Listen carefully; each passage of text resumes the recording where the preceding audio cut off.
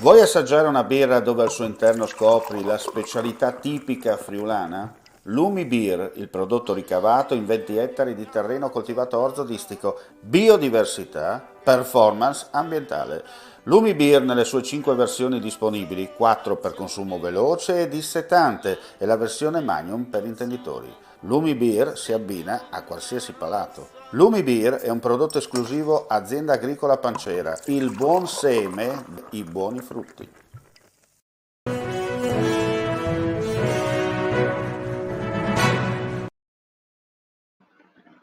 Ben ritrovati gentili amici e amiche alla visione all'ascolto con questa pagina flash informativa del pomeriggio. Apriamo subito con una notizia di cronaca perché è deceduta all'ospedale di Udine dove si trova ricoverata Maria Giuseppina Battilana, 89 anni, coinvolta nell'incidente del 7 luglio scorso lungo la strada regionale 464 nei pressi di Ciponico di Fagagna.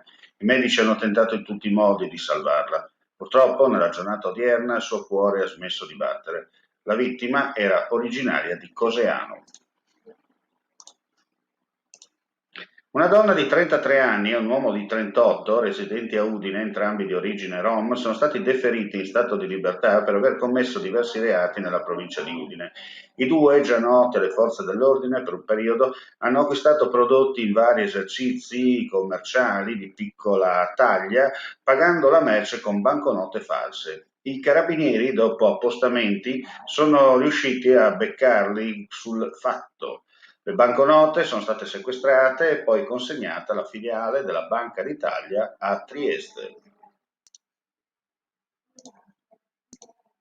Ora parliamo di università perché il prossimo anno accademico la didattica sarà erogata interamente in presenza nel rispetto delle norme di sicurezza. Lo ha assicurato l'Università di Udine presentando oggi l'offerta didattica e servizi dell'Ateneo in vista dell'autunno.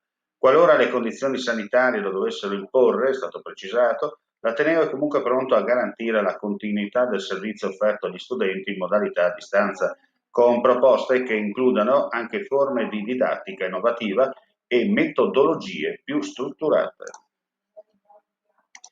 E adesso, in attesa di caricare il servizio, ci trasferiamo a Darta Terme per importanti novità per quanto riguarda il centro termale Carnico, con un incontro tra il presidente della regione Massimiliano Fedriga e il primo cittadino di Arta. Vediamo se è pronto il servizio, un attimo di pazienza e ci siamo. Fedriga, un trend in crescita nel 2017 e 2019 per presenze e prestazioni per le terme di Arta, la cui riqualificazione è prevista per settembre 2022. Che cosa rappresenta questo polo termale per la Regione? Ma soprattutto gli investimenti che stiamo facendo aiuteranno le terme ad essere maggiormente attrattive. Questo è fondamentale non soltanto per gli impianti in sé, ma è fondamentale per tutta la parte ricettiva di questo territorio e per tutti i servizi aggiuntivi anche legati al turismo che possiamo dare. Quindi non c'è soltanto la parte sanitaria, ma penso a tutta la parte wellness e per le famiglie che verrà implementata e cosa comporta che ciò possa avvenire all'interno di un contesto nel quale penso il turismo invernale estivo stanno avendo una grande implementazione. Ormai la gente quando si sposta, per esempio per le ferie invernali, non cerca semplicemente la pista da sci, è una delle tante cose che si devono e si possono fare in montagna. Cerca appunto il centro benessere, cerca l'attività ludica, cerca un centro che possa accoglierli, che garantisca delle offerte turistiche a tutto tondo. Ci stiamo muovendo in questa direzione, gli investimenti su Arta vanno proprio in questo senso. Nel 2022 ci auguriamo ovviamente di poter inaugurare tutte le nuove aree della struttura che già oggi sono state ammodernate in molte delle strutture già esistenti, utilizzando proprio il periodo del Covid, quindi della chiusura della struttura, per andare già oggi a garantire un miglior servizio agli utenti. Le terme rappresentano anche un bacino occupazionale per tutto il comprensorio montano. Sì, è un bacino che si amplierà da qui ai prossimi anni, ma questo è per quanto riguarda i dipendenti diretti. Pensiamo a tutto l'indotto che porta un impianto di questo tipo. Prima parlavo del ricettivo, ma penso alla ristorazione. Penso al fatto che riusciamo a trattenere le persone sul territorio per un maggior periodo, perché una cosa se uno va sulla pista da sci e scende e se ne torna a casa, altra cosa se riusciamo a garantirgli dei servizi per trattenerlo più tempo sul nostro territorio. Quindi non dobbiamo guardare soltanto i dipendenti diretti, ma tutto l'indotto che porta e quindi le opportunità occupazionali in più che ci sono in questo territorio. Torniamo in studio e cambiamo argomento e parliamo di importanti novità per quanto riguarda la natura, perché la rompighiaccio Laura Bassi, a conclusione dei test condotti con nave galleggiante nel porto di Trieste, è partita ieri sera per la seconda fase dei test della strumentazione di bordo lungo la rotta adriatica che la porterà fino a Catania.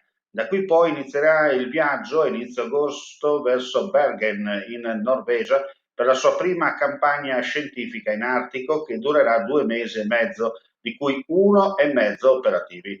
Lo ha annunciato oggi l'Istituto Nazionale di Oceanografia e di Geofisica Sperimentale di Trieste.